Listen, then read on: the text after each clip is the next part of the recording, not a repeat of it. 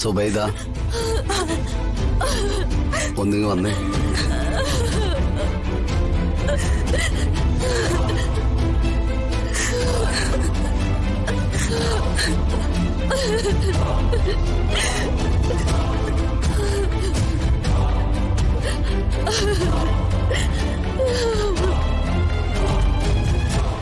ആര് വന്നാലും വന്നില്ലെങ്കിലും 11 മണിക്ക് കബറടക്കം നടക്കും.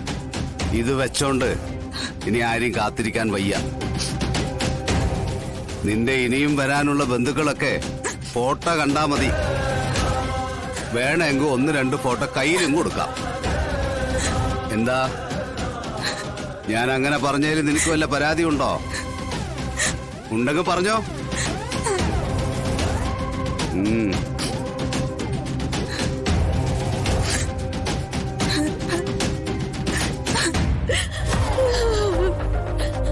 മോളെ, നീ അല്പം വെള്ളമെങ്കിലും കുടിക്കേ. ഇന്നലെ മുതൽ നീ ഒന്നും കഴിച്ചില്ലല്ലോ. കുറച്ച് വെള്ളം എടുക്കട്ടെ. വേണ്ട സത്യാമ്മ, എന്റെ ബാപ്പച്ചി ഇത്രയും വേഗം പോകുന്നു ഞാൻ കരുതിയില്ല. സുഖമില്ലാതെ കിടന്നാലും കുഴപ്പമില്ലായിരുന്നു. ഞാൻ നോക്കിയതെ പൊന്നു പോലെ എന്റെ ബാപ്പച്ചി. മോളെ, ഇതൊന്നും നമ്മുടെ കയ്യിൽ നിൽക്കുന്നതല്ലല്ലോ. മോളെ, സഹിക്കുക. അല്ലാതെ നിന്നെ സമാധാനിപ്പിക്കാനായിട്ട് ഞാനിപ്പോ എന്താ പറയാ?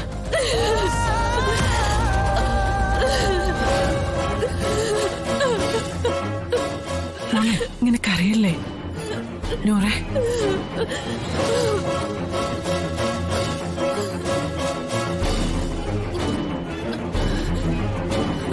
നിങ്ങളെന്താ ഇവിടെ? അവൾ അവിടെ ഇരുന്നോളൂ. കൊച്ചുകുട്ടിയൊന്നും അല്ലല്ലോ. അല്ല, ഇപ്പോഴത്തെ ഒരു മാനസികാവസ്ഥയില് ഇവളുടെ സഹായത്തിനും ഇവിടുത്തെ കാര്യങ്ങൾ നോക്കാനും ഞങ്ങളുടെ ആൾക്കാരുണ്ട്. അതായത് സുബൈറിന്റെ സ്വന്തക്കാര്. നിങ്ങളൊന്ന് പുറത്തേക്ക് പോണം.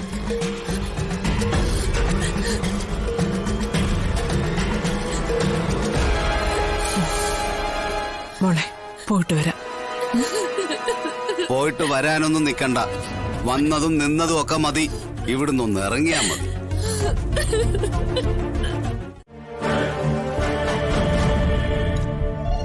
ആ രോഗത്തെ, നീ എന്താ ഇവിടെ? പ്രശാന്തോ?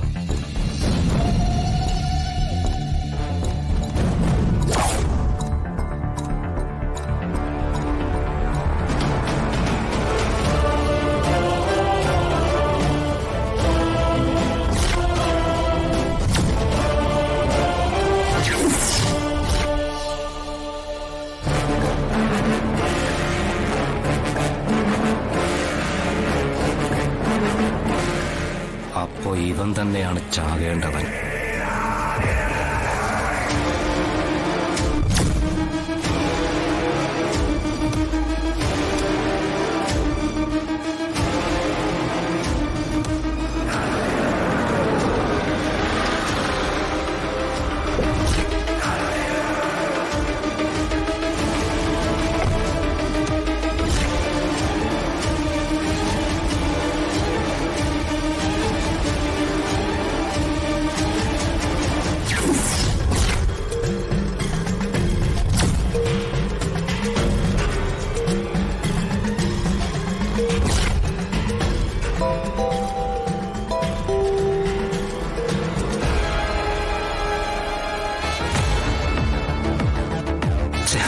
അവരും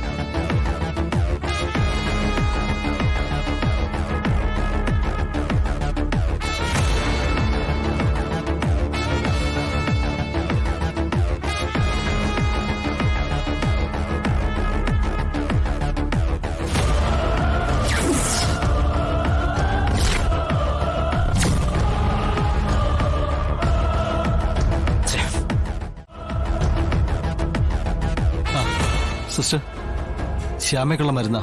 ഓക്കെ.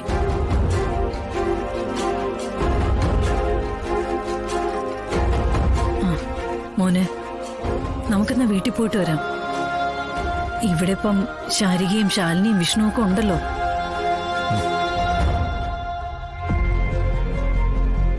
ഡോക്ടർ ഡോക്ടർ ഇവിടെ? ഇവിടെ ഇപ്പൊ ഗൈനക്കോളജി നോക്കുന്നത് ഞാനാ. ഡോക്ടർക്ക് എന്നെ മനസ്സിലായോ?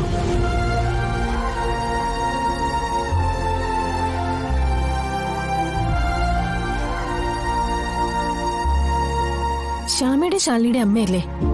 ആ,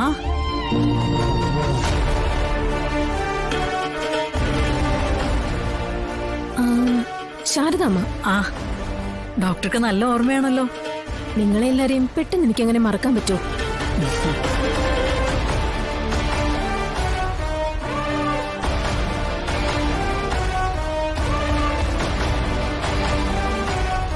ശാരദാമ്മ, എന്നാ ഞാൻ പുറത്ത് വണ്ടി വല്ലതും കിട്ടുമോ നോക്കട്ടെ.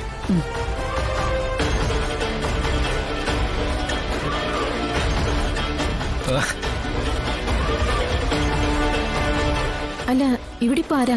ആരെങ്കിലും അഡ്മിറ്റ് ആണോ? ശ്യാമയാ കിടക്കുന്നത്. ഒരു അക്രമിയുടെ വെടിയേറ്റതാ.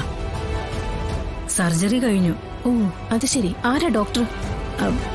മാലിനി ഡോക്ടർ, അങ്ങനെയാ പറഞ്ഞത്. ICUലാ.